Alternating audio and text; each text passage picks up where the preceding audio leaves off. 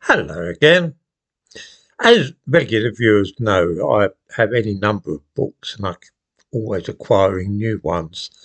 I picked up this book in a charity shop today. It's called Newman's Joke and Story Book and it cost 10 and 6 when new. I wonder if anybody can work out what 10 and 6 would be in decimal currency. That's 10 shillings and sixpence, by the way. I suppose it's been, 53 years now since shillings were used.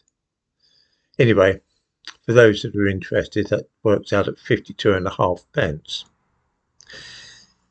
It was published in 1966, which was the year of the World Cup. Not that long ago, but it might as well have been another world.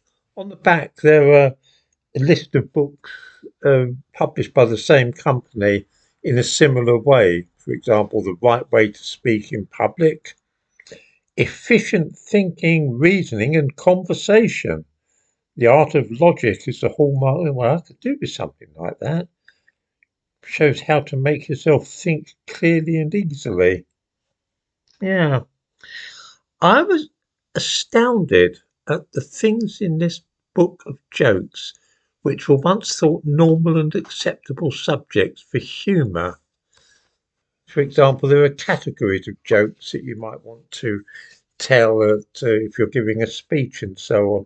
Among the categories of jokes are Jewish jokes and ones about Chinamen.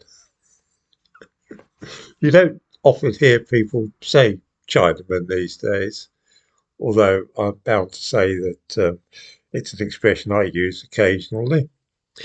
Here's a typical example of the sorts of jokes in this book that would once have passed quite without remark, and you could have told in public and worked into a speech anywhere.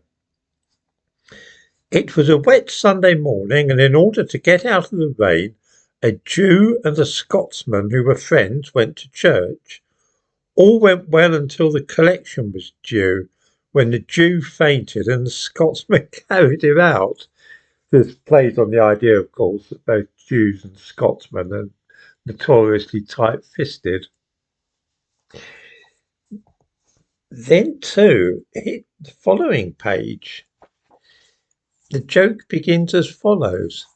An Englishman and a Jew were talking about the ways of their respective races. Now, that's a fascinating assumption, an assumption that the English are actually a race, as in the English race. That's not an idea you will encounter often these days. We are, of course, not talking about Victorian times, but the middle of the swinging 60s. At that time, it was quite unremarkable to talk of the English race, and unremarkable to tell jokes about Jews as well. There's a whole section of jokes about Jews.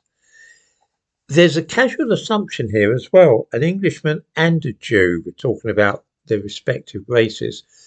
And you can tell that English people and Jews are in different categories. The idea that a Jew could be English had not occurred to the author of this book. Again, once a very common view, but not one which would find favour with many people today. Here's a typical joke from the section on Chinamen. First Chinaman, me BBC. Second Chinaman, me ITV. Third Chinaman, me no telly. Not perhaps the funniest joke I've ever heard. There are also a few which are about what the author describes as Negroes, but I think I'd best give them a miss because I rather suspect that YouTube would put that into the category of hate speech. I find it simply extraordinary to reflect on how not only our sense of what is proper and fitting has changed since this book was published, but our very mental map of the world around us. Just imagine living in a time when the English were regarded as a race. Mind, I don't say that I disagree with the idea. I think there certainly was an English race at one time, but it's probably nearing extinction these days, the way things are going.